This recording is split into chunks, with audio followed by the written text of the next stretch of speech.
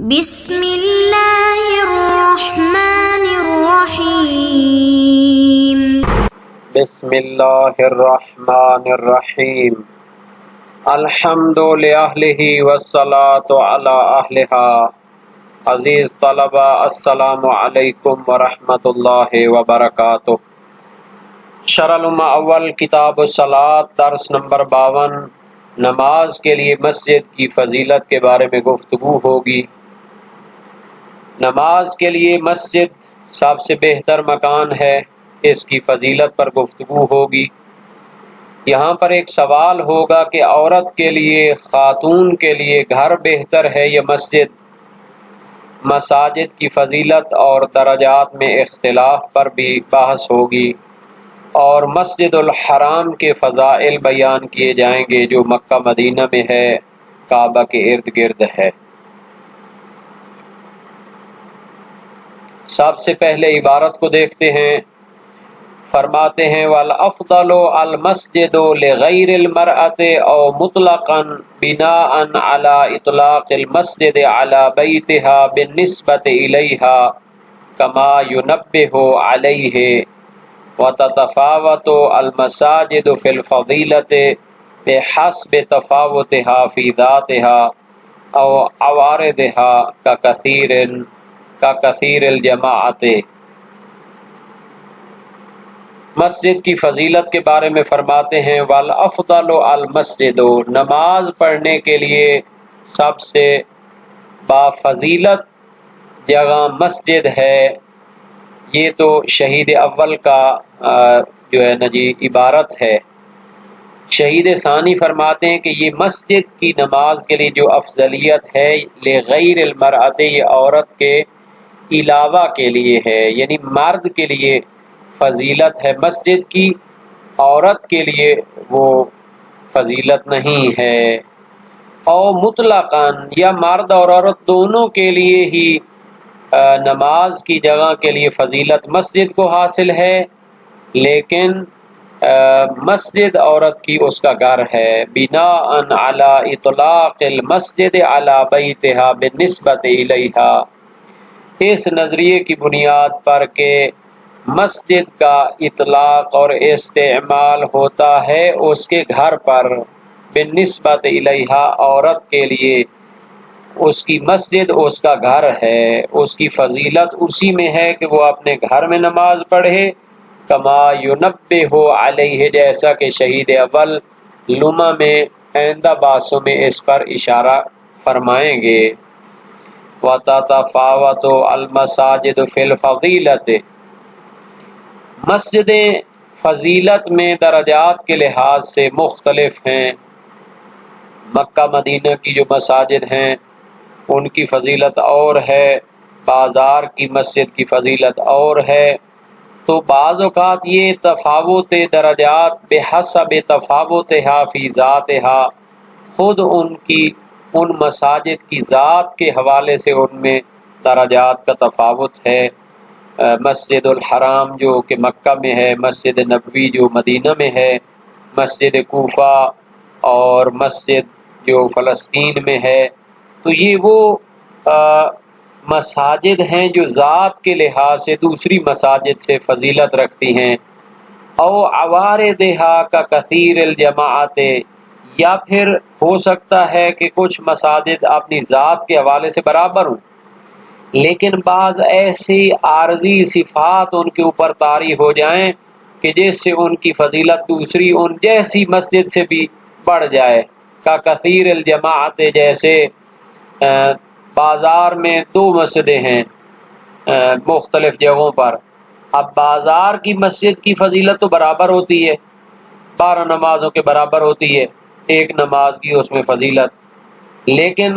ایک مسجد جو بازار میں ہے اس میں جماعت ہوتی ہے، ایک میں نہیں ہوتی، تو جس میں جماعت ہوتی ہے اس کی فضیلت بڑھ جائے گی۔ اور ایک کی جماعت میں زیادہ لوگ شریک ہوتے ہیں، دوسری میں چند ایک لوگ شریک ہوتے ہیں، تو وہ مسجد ولو بازار کی ہے تو جس میں زیادہ لوگ شریک ہوتے ہیں نماز جماعت میں، اس کی فضیلت پھر بڑھ جائے گی۔ فالمسجد الحرام بمئت الف صلاۃ، مسجد حرام جو کہ مکہ میں ہے اس کی فضیلت 1,00,000 نمازوں کے برابر ہے، یعنی اس میں ایک نماز پڑھتے ہیں تو وہ 1,00,000 نمازوں کے برابر اس کی فضیلت ہوتی ہے۔ وَمِنْهُ الْكَعْبَةُ وَزَوَائِدُهُ الْحَادِثَةُ، اب سوال پیدا ہوتا ہے کہ کعبہ شریف جو ہے آیا وہ بھی مسجد الحرام میں شامل ہے اور اس کی فضیلت میں شامل ہے؟ کعبہ کے اندر نماز پڑھنا آیا اس کی بھی اتنی فضیلت ہے؟ تو ایک تو کعبہ کے حوالے سے یہ بھی فقہ میں بحث ہے کہ اس میں جو واجب نماز ہے وہ اس کے اندر نہیں پڑھنی چاہیے، مکروہ کہی گئی ہے، مستحب نمازیں اس میں پڑھ سکتے ہیں۔ اور دوسرا جو حصے بعد والے زمانوں میں مسجد الحرام میں شامل کیے گئے ہیں، زوائدہ الحادثہ، یعنی بعد میں جو اس میں اضافے کیے گئے ہیں، اس کا احاطہ جو ہے نا وسیع کیا گیا ہے، تو اب اصلی جو مسجد تھی نبی اکرم نے جو اس کی حد بندی کی تھی وہ اور ہوگی، اور جو بعد والوں نے جو ہے نا ضرورت کے تحت اس کو بڑھایا ہے تو اس کی فضیلت اور ہوگی۔ ایک سوال ذہن میں آ سکتا ہے، تو فرماتے ہیں شہید ثانی کہ کعبہ شریف اور مسجد الحرام میں جو بعد والے زمانوں میں اضافہ ہوئے ہیں، فضیلت میں یہ مسجد الحرام کی طرح ہیں، اسی میں شامل ہیں۔ وَإِنْ كَانَ غَيْرُهُمَا أَفْضَلُ، اگرچہ وہ جو اصلی جگہ ہے مسجد الحرام کا نبی اکرم کے دور میں جو معین شدہ حصہ ہے وہ زیادہ فضیلت رکھتا ہے۔ فَإِنَّ الْقَدْرَ الْمُشْتَرَكَ بَيْنَهَا فَضْلُهُ بِذَلِكَ الْعَدَدِ، یعنی اس پوری جو مسجد الحرام کی جو اصلی حد ہے اور جو بعد میں اضافہ ہوئی ہے، جو کعبہ ہے، جو بھی اس کے نکات ہیں اور حصے ہیں، ان سب کے لیے مشترکہ طور پر تو 1,00,000 نماز کا ثواب وہ تو ملنا ہی ملنا ہے۔ وَإِنْ اختص الافضل بِأَمْرٍ آخر لا تقدیر له، اگرچہ ہو سکتا ہے کہ اس میں کوئی ایسا نقطہ پایا جائے کہ جس میں بہت زیادہ افضلیت آ جائے اور اس کے ثواب کی کوئی مقدار ہی بیان نہ کر سکے، تو اس طرح ہم کہہ سکتے ہیں کہ کعبہ شریف ہے اس کی تو پھر فضیلت اور زیادہ ہے، لیکن مجموعی طور پر مسجد الحرام کے تمام نکات اس کم از کم جو ثواب ہے اس میں تو شریک ہیں کہ اس میں ایک نماز 1,00,000 کے برابر ثواب اس کا بنے گا، اگرچہ کہ اس کے بعد حصے اس کی افضلیت کسی دوسری جہت سے ہو جس کی افضلیت کی کوئی مقدار ہی نہ ہو، کما یختص بعض المساجد المشترکۃ فی وصف بفضیلۃ زائدۃ عما اشترک فیہ مع غیرہ، جیسا کہ بعض مساجد جو دوسری مسجد کے ساتھ صفت فضیلت میں برابر ہیں، صفت میں تو برابر ہیں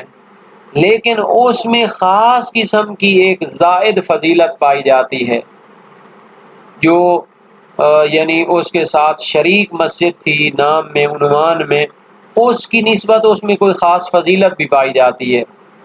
تو وہ کیا کر دیتی ہے، اس کی فضیلت کو پھر بڑھا دیتی ہے۔ اس کی مثال کیسے ہوگی کہ بازار میں 2 جگہوں پر 2 مساجد موجود ہیں، اب بازار کی جو مسجد ہوتی ہے اس کی نارملی جو فضیلت ہوتی ہے وہ 12 نمازوں کے برابر ہوتی ہے، لیکن ایک مسجد بازار میں نماز جماعت برقرار ہوتی ہے، دوسری میں نماز جماعت نہیں ہوتی، تو اچھا پھر جماعت میں جو ہے نا 10 بندوں تک پہنچ جائیں تو پھر اس کا ثواب کوئی نہیں کاؤنٹ کر سکتا سوائے اللہ کے، تو ہو سکتا ہے کہ ایک مسجد بازار کی اس کی وہی 12 نمازوں جیسی فضیلت ہو یا تھوڑی بہت کم یا زیادہ، لیکن دوسری میں بھرپور جماعت ہوتی ہو اور 10 لوگ شریک ہوتے ہوں تو پھر اس کی فضیلت کیا ہوگی، اتنی زیادہ ہوگی کہ اس کو شمار بھی نہیں کیا جا سکتا۔ تو یہ مسجد الحرام کے حوالے سے یا خود مسجد کی فضیلت کے حوالے سے گفتگو تھی۔ اس کے بارے میں تھوڑا سا ہم روایات کی روشنی میں ایک تبصرہ کر دیتے ہیں۔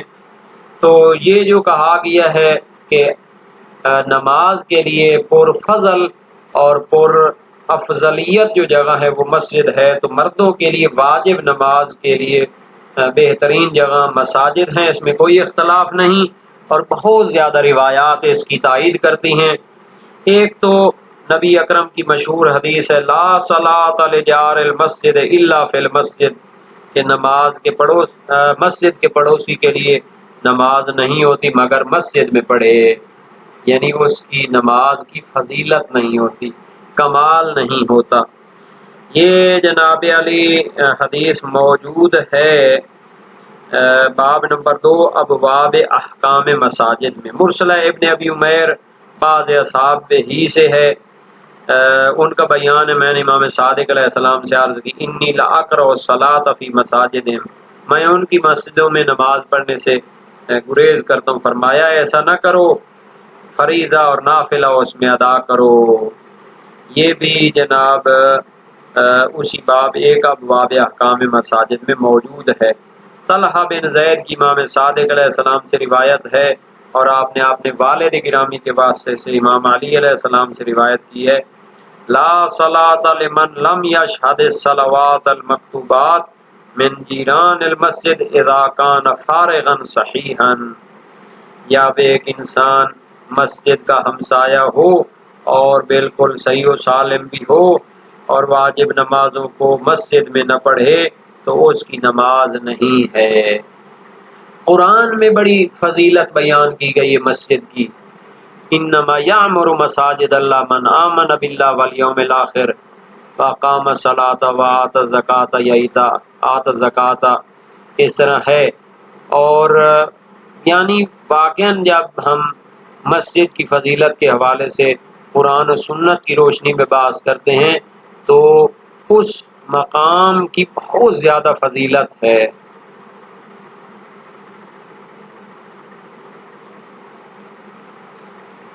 اچھا جی، مسجد کے پڑوسی کے لیے تو اور زیادہ اس کی تاکید ہو جاتی ہے۔ زریق کی روایت ہے امام صادق علیہ السلام سے، مساجد اللہ کی بارگاہ میں ان لوگوں کی شکایت کریں گی جو ان کے پڑوس میں ہوتے ہوئے وہاں نماز نہیں پڑھتے، اللہ تعالیٰ وہی کرتا ہے اس کی طرف، میری عزت و جلال کی قسم میں ان کی ایک بھی نماز قبول نہیں کروں گا، اور لوگوں میں ان کی عدالت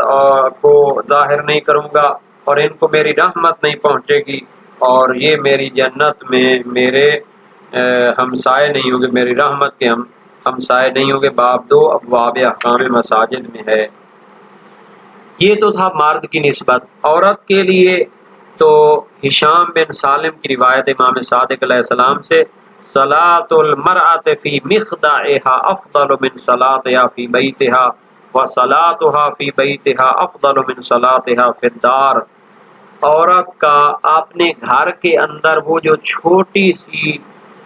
جو ہے اس کی مکان ہوتا ہے جس میں وہ اکثر کام کرتی ہے، اور اکثر اس میں جو ہے مثلا گھر کے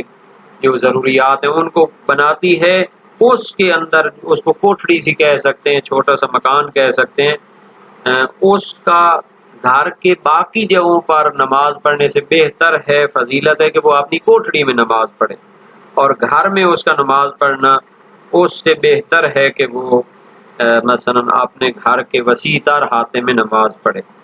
یونس بن ذبیان کی روایت ہے امام صادق علیہ السلام سے خیر مساجد نسائکم البیوت، تمہاری عورتوں کی بہترین جو مسجد ہے وہ گھر ہیں۔ تو یہ جو پہلی روایت ہے اور یہ جو دوسری روایت، یہ دونوں باب نمبر 3 ابواب احکام المساجد میں موجود ہیں۔ اچھا، یہ جو کہا گیا ہے کہ مساجد کیا ہوتی ہیں، آپس میں تفاوت رکھتی ہیں، تو اس کی وضاحت ہو چکی ہے۔ مسجد الحرام کی فضیلت کے حوالے سے اشارہ ہو جائے کہ اس میں 1 لاکھ نماز کا ثواب ہے، حسین بن خالد کی امام رضا علیہ السلام سے روایت ہے، آپ نے اپنے آباء و اجداد کے ذریعے امام باقر علیہ السلام سے روایت کی، فرمایا صلاۃ فی المسجد الحرام افضل من 100,000 صلاۃ فی غیرہ من المساجد۔ مسجد الحرام میں ایک نماز دوسری مساجد میں 1,00,000 نماز سے بہتر ہے۔ 52 ابواب احکام المساجد میں ہے۔ مرسلہ صدوق ہے، نبی اکرم صلی اللہ علیہ وآلہ وسلم نے فرمایا نماز میری مسجد میں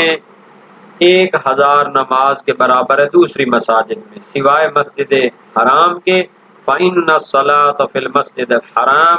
تَعْدِلُ 1000 صلاۃ فی مسجدی، کہ مسجد الحرام میں ایک نماز میری مسجد میں 1000 نمازوں کے برابر ہے۔ اچھا، یہ تو تھا واجب نمازوں کے حوالے سے۔ نوافل نہ، یہ تو جناب علی تھا نوافل کی نسبت تو کعبے کی فضیلت جو ہے وہ مسجد الحرام کی طرح، لیکن فریضہ کے لیے کہا گیا ہے کہ کعبے میں پڑھنا وہ مکروہ ہوتا ہے۔ یہ جو کہا تھا نا کعبہ بھی اسی مسجد الحرام میں ہے، تو کعبے کے اندر فریضہ پڑھنے سے کو مکروہ قرار دیا گیا ہے۔ صحیح محمد بن مسلم کوفی سقفی امام صادق و امام باقر علیہ السلام سے ایک سے لا تصلی المکتوبہ فی الکعبۃ، کعبے میں واجب نماز نہ پڑھو۔ اور صحیح معاویہ بن عمار صحاباتی امام صادق علیہ السلام سے لا تصلی المکتوبہ فی جوف الکعبۃ، مسجد کعبہ کے اندر واجب نماز نہ پڑھو۔ تو ان دونوں سے کراہت مراد لی گئی ہے موثق یونس بن یعقوب کی وجہ سے کہ میں نے عرض کی امام صادق علیہ السلام سے میں کعبہ میں ہوں، واجب نماز کا وقت آ جاتا ہے تو اس میں پڑھ لوں، فرمایا صلی، ہاں پڑھ لو۔ تو یہ جو ہیں ابواب قبلہ میں باب 17 میں روایتیں موجود ہیں۔ اس سے معلوم ہوتا ہے کہ جو لوگ اس میں منع کرتے ہیں، حرام قرار دیتے ہیں واجب نماز کو، ان کا نظریہ بھی ٹھیک نہیں ہے، جیسا کہ شیخ طوسی کی خلاف اور تہذیب الاحکام اور نہایہ اور ابن البراج قاضی ابن البراج کی مہذب سے منقول ہے۔ ہاں، اس کی چھت پہ اختیاری صورت میں واجب نماز جائز ہے جیسا کہ اکثر کا نظریہ، مگر قاضی نے اضطرارً اس کو جائز قرار دیا حدیث مناہی کی وجہ سے۔ نہا رسول اللہ صلی اللہ علیہ وسلم عن الصلاۃ علی ظہر الکعبہ، کہ نبی اکرم صلی اللہ علیہ وآلہ وسلم نے کعبہ کی پشت پر نماز سے منع کیا ہے۔ تو اس کو مانا جا سکتا ہے اگرچہ کہ سند ضعیف ہے، کیونکہ اصحاب نے اس کے باقی فقرات پر عمل کیا ہے۔ اچھا، نبی اکرم کے دور کے بعد جو اس میں اضافے ہوئے مسجد حرام میں، تو وہ بھی اس میں شامل ہیں۔ جمیل بن دراج کی روایت ہے کہ طیار نے امام سے عرض کی اور میں حاضر تھا، هذا الذي زید هو من المسجد، یہ جو علاقہ ابھی اضافہ کیا گیا ہے یہ مسجد کا حصہ ہے؟ فرمایا ہاں، یہ ابھی تک تو مسجد ابراہیم اور اسماعیل جو وسیع و عریض تھی اس تک تو نہیں پہنچے، یعنی وہ اور بھی زیادہ وسیع تھی۔ یہ باب 55 ابواب احکام مساجد میں ہے۔ اس میں صراحت ہے کہ زائد جو امام صادق علیہ السلام کے دور میں ہوا ہے وہ مسجد کا حصہ ہے، بلکہ حسن بن نعمان کی امام صادق علیہ السلام سے روایت ہے